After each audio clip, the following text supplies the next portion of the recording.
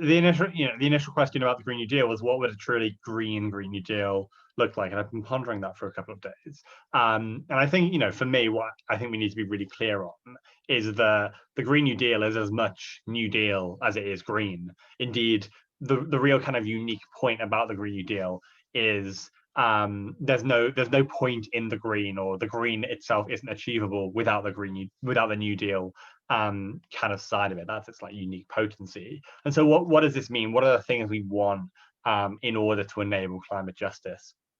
We need a real transformation of the economy, of how the economy works. That means massive investment, a total kind of disregarding of austerity logic to invest in upgrading the economy, a massive program of green jobs to tackle the unemployment crisis at the same time as maximizing our kind of shared resource and economic mobilization to decarbonization and transition.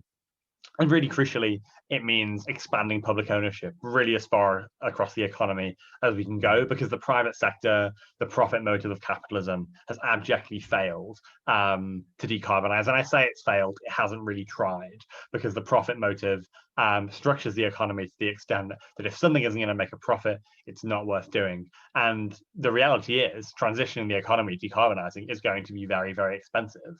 And although kind of, capitalists like Bill Gates might like to write books about how, in fact, the transition can be profitable, it's just not going to be.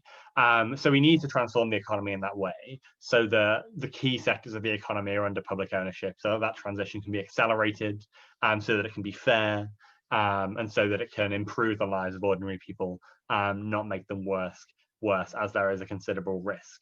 And really crucially as well, it needs to be internationalist in scope.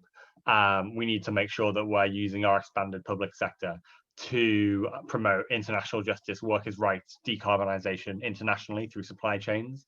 We need to be cancelling debt internationally to support countries, particularly in the global south, to do their decarbonizing as well. We need to be welcoming climate refugees to this country and supporting other countries where they're perhaps more likely to be accepting refugees. And we need to be transferring finance, resources, and technology internationally as well.